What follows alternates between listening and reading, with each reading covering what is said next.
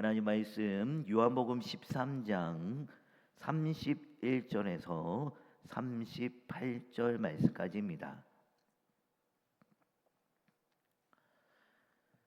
요한복음 13장 31절에서 38절 말씀까지 우리 한 절씩 교독하겠습니다. 그가 나간 후에 예수께서 이르시되 지금 인자가 영광을 받았고 하나님도 인자로 말미암아 영광을 받으셨도다.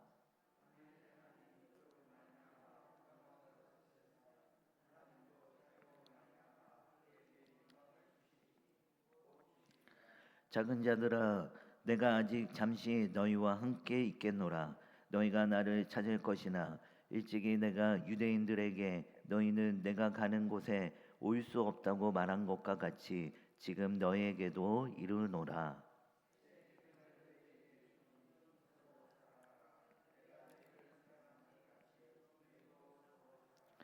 너희가 서로 사랑하면 이로써 모든 사람이 너희가 내 제자인 줄 알리라.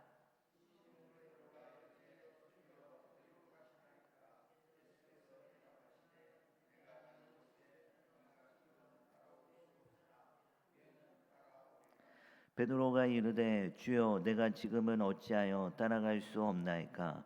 주를 위하여 내 목숨을 버리겠나이다. 예수께서 대답하시되 네가 나를 위하여 네 목숨을 버리겠느냐. 내가 진실로 진실로 네게 이르노니 다 굴기 전에 네가 3번 나를 부인하리라. 아멘.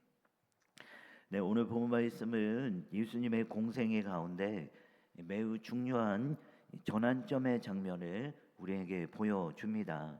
가룟 유다가 예수님을 배반하기 위해 자리를 떠난 바로 그 순간 예수님은 전혀 예상 밖의 말씀을 하십니다. 31절 말씀에 보니까 지금 인자가 영광을 받았고 하나님도 인자로 말미암아 영광을 받으셨도다라고 했습니다. 아직 십자가도 지지 않으셨고 또한 부활도 일어나지 않았는데 예수님은 이미 영광을 받았다라고 선언을 하십니다. 우리는 이 말씀을 들을 때 쉽게 이해가 되지 않습니다. 왜냐하면 우리의 기준으로 보면 지금은 영광의 순간이 아니라 오히려 배신의 순간이기 때문에 그렇습니다. 제자 중 한 사람이 떠났고 그 떠남은 단순한 이탈이 아니라 배신이며 또한 예수님을 죽음으로 몰아넣는 시간의 시작이었기 때문입니다. 그런데 예수님은 그 순간을 배신의 순간이 아니라 오히려 그 순간을 영광이다라고 말씀하십니다. 왜 그렇습니까? 이제 십자가를 향한 길이 본격적으로 시작되었기 때문입니다.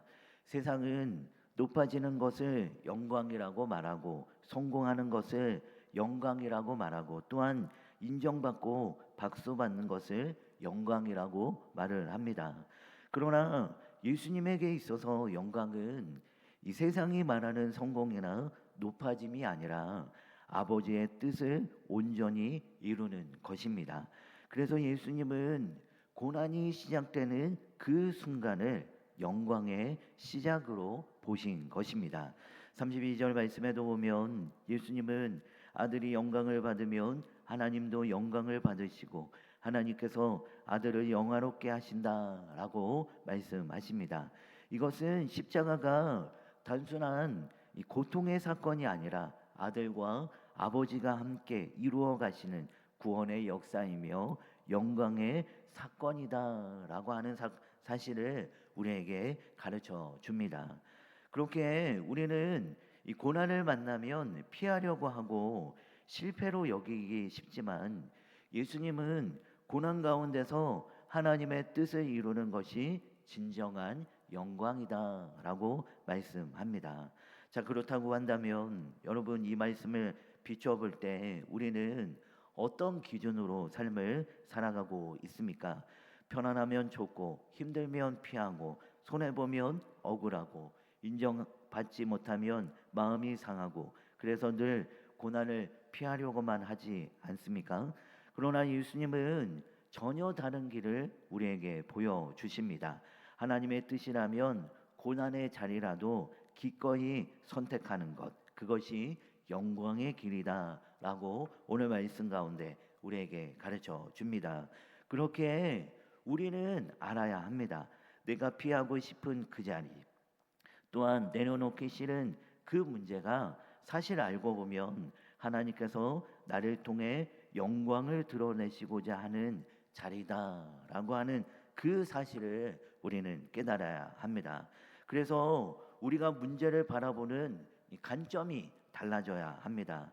고난이라고 해서 또한 어려움과 또한 우리에게 염려와 걱정과 근심이 있다고 해서 그것이 말 그대로 어두움이 아니라 그것 가운데 그것을 통하여 합력하여 선을 이루고자 하시는 하나님의 영광이 드러나는 시간임을 우리는 기억하며 그 시간에도 끝까지 믿음으로 주님께 바라볼 수 있는 그런 믿음이 우리에게 필요합니다. 또한 이어서 예수님은 제자들을 향해 따뜻하게 부르십니다. 33절 말씀에 보니까 작은 자들아 내가 아직 잠시 너희와 함께 있겠다라고 하시면서 여러분 이 부름 속에는 깊은 사랑과 안타까움이 담겨 있습니다.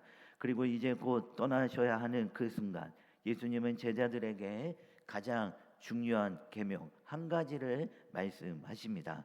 34절 말씀에 보면 새 계명을 너희에게 주노니 서로 사랑하라. 내가 너희를 사랑한 것 같이 너희도 서로 사랑하라 라고 말씀합니다.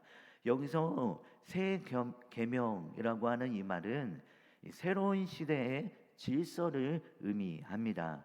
예수님을 통해 시작된 새 언약의 시대, 그 백성들이 살아가야 할 핵심 원리가 무엇이냐? 그 핵심 원리는 바로 사랑이다라고 하는 것입니다. 그런데 중요한 것은 여기서 단순히 사랑하라라고 말을 한 것이 아니라 뭐라 그래요? 내가 너희를 사랑한 것 같이 사랑하라고 하는데 있습니다. 사랑의 기준이 완전히 달라진 것이죠. 예수님의 사랑은 어떤 사랑입니까? 앞에서도 우리가 살펴보았지만 예수님이 사랑하는 그 사랑은 끝까지 사랑하시는 사랑입니다. 조건 없이 사랑하시는 그런 사랑이죠. 배신을 알면서도 품는 사랑이고 자신을 내어주는 사랑이며 또한 가장 낮은 자리까지 내려가는 사랑입니다. 그리고 그 사랑은 결국 십자가에서 완성됩니다. 바로 이 사랑을 우리도 똑같이 사랑하라라고 말씀하고 있는 것입니다. 이 말씀 앞에서 우리는 우리의 삶을 깊이 돌아보게 됩니다. 나는 지금 누구를 사랑하며 살아가고 있는지, 혹시 내 마음속에 여전히 거리두고 있는 사람이 있지는 않은지, 교회 안에서나 가정 안에서 나는 편한 사람만 가까이 하고 불편한 사람은 피하고 있지는 않은지, 손해가 될 것 같으면 뒤로 물러서고 마음이 상하면 쉽게 관계를 끊어버리고 있지는 않은지.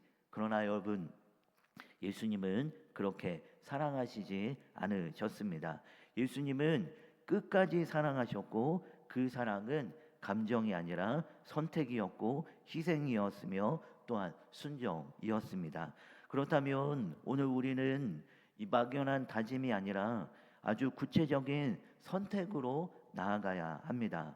오늘 내가 먼저 다가야 할 사람들을 떠올리고 내가 내려놓아야 할 자존심을 붙들고 내가 감당해야 할 작은 손해를 기꺼이 선택할 수 있는 그 믿음이 오늘 말씀을 통해 우리에게 요구하고 있습니다.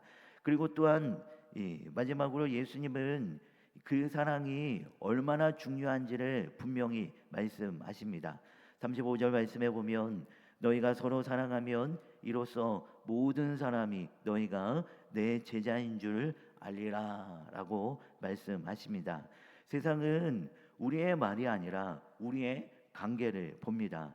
우리가 무엇을 아는지가 아니라 어떻게 사랑하는지를 봅니다.